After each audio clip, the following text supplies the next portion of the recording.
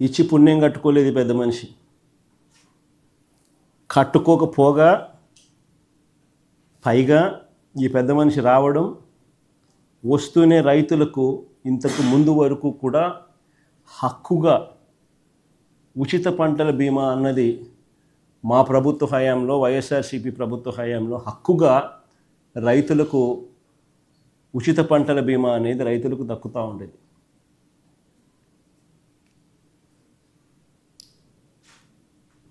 అలాంటిది మా హయాంలో అయితే దాదాపుగా 7,400 కోట్లు 7,800 కోట్లు ఇచ్చినాం రైతులకు.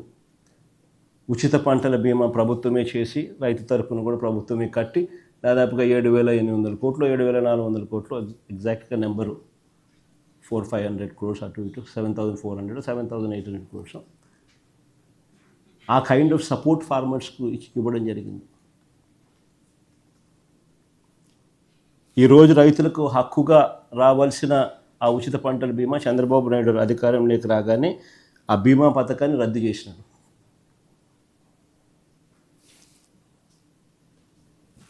రైతుల పరిస్థితి ఈరోజు ఒకవైపున ఇన్పుట్ సబ్సిడీ రాదు, మరోవైపున రైతులకు హక్కుగా రావాల్సిన ఇన్సూరెన్సు సొమ్ము చంద్రబాబు నాయుడు పుణ్యాన రాకుండా పోయింది.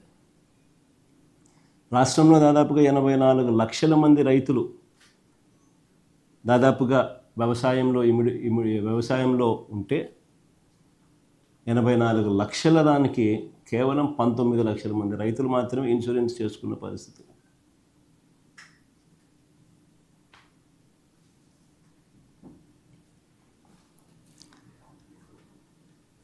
ఆశ్చర్యం కలిగించే విషయం ఇంకోటి ఏంటి అని అంటే రైతులు, కౌలు రైతులు అంతా కలిపి నంబర్స్ సార్.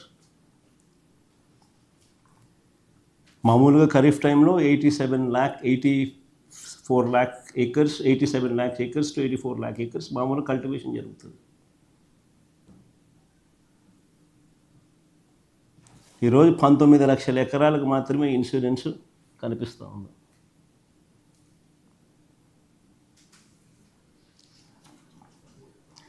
మిగిలిన వారి పరిస్థితి ఏమిటి అని అడుగుతా ఉన్నాం.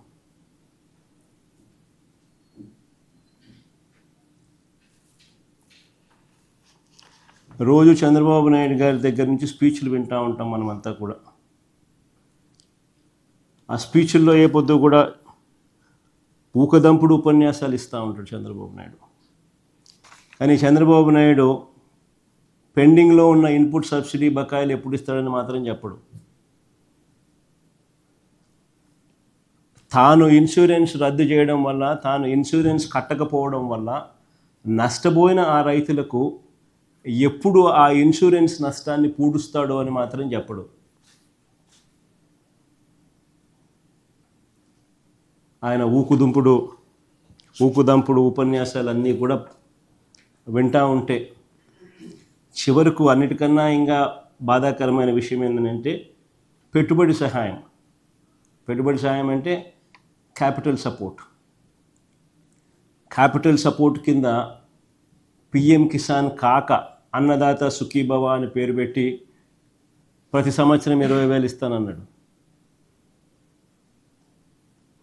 ఆయన అధికారంలోకి వచ్చి 2 ఏళ్ళు 40,000 రూపాయలు ఇవ్వాలి, సంవత్సరానికి 20,000 అంటే కేవలం 10,000 ఇచ్చి 30,000 ఎగరగొట్టాడు. సో రైతుల పరిస్థితి ఏమిటి అని అంటే ఒకవైపున క్యాపిటల్ సపోర్ట్ అంటే పెట్టుబడి సహాయం రైతులకు దక్కకుండా పోయింది. 40,000 రావాల్సిన చోట 10,000 ఇచ్చి చేతులు దులుపుకేసుకున్నాడు, 30,000 మోసం చేసి.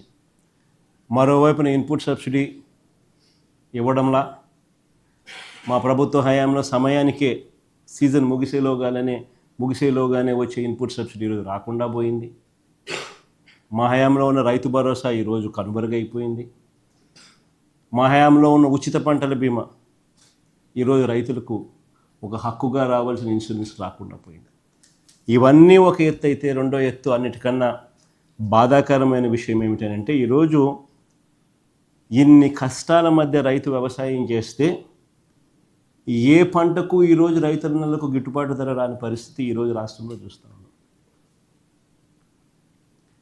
గత ఏడాది లాస్ట్ ఇయర్ ధాన్యం, కందులు, మినుములు, పెసలు, సజ్జలు, మిర్చి, పొగాకు, ఉల్లి, టమాటో, కొక్కో, చీనీ, మామిడి ఇలా ఏ పంట తీసుకున్నా కూడా ధరలు రాక రైతన్నలు తీవ్రంగా నష్టపోయిన పరిస్థితులే కనిపిస్తాయి. ఇక ఈ ఏడాది పరిస్థితి చూస్తే కూడా అంతే. ఇప్పటికే మోంతా తుఫానుతో నష్టపోయి ఉన్న ఆ రైతులకు ధాన్యాన్ని కొనేవాడు లేడు. మామూలుగా 75 కేజీల బస్తా ఎంఎస్పి ప్రకారం 1776 రూపాయలు రావాలి. ఈరోజు పరిస్థితి ఏమిటి అని అంటే రైతులకు 1200 రూపాయలకి ఇస్తారా, 1300 రూపాయలకి ఇస్తారా అని చెప్పి ఈరోజు దళారులు రైతులను ఈరోజు అడుగుతా ఉన్న పరిస్థితి. ఆశ్చర్యం కలిగించే విషయం ఏమిటి తెలుసా? ఇంకో పక్క దిత్వా తుఫాన్ అంటే ఇప్పుడు జరుగుతా ఉంది. లాస్ట్ ఫ్యూ డేస్ నుంచి దిత్వా తుఫాను చూస్తూ ఉన్నాం. ఇంకో పక్క దిత్వా తుఫాను హార్వెస్టింగ్ సమయంలో వస్తుందని 10 రోజుల ముందే మనకు తెలుసు.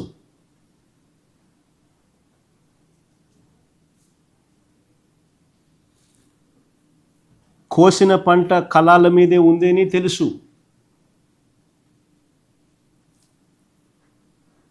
ఇంకా ఆశ్చర్య విషయం ఏమిటంటే ఈ పంట కొనకపోతే ధాన్యం తడిచిపోతుంది అని తెలుసు.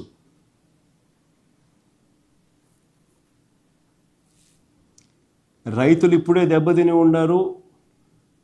ఈ ధాన్యం మనం కొనుగోలు చేయకపోతే రైతులు ఇంకా నష్టపోతారు అని కూడా తెలుసు. కానీ చంద్రబాబు గారు మాత్రం చోద్యం చూస్తూనే ఉన్నారే తప్ప రైతులను ఆదుకునే కార్యక్రమం ఎక్కడా జరగలేదు. ఒకసారి ఆలోచన చేయమని అడుగుతాను. మీ ద్వారా రాష్ట్ర ప్రజలందరినీ కూడా ఆలోచన చేయమని అడుగుతాను. మా హయాంలో ఇలాంటి పరిస్థితులే కన్నా వచ్చి ఉన్నప్పుడు మా ప్రభుత్వ హయాంలో ఎలా స్పందన ఉండేది అని ఒక్కసారి గుర్తు తెచ్చుకోమని అడుగుతాను రాష్ట్ర ప్రజలను. వార్ ఫుటింగ్ బేసిస్ మీద మొత్తం యంత్రాంగం అంతా పనిచేసి ఉండేది.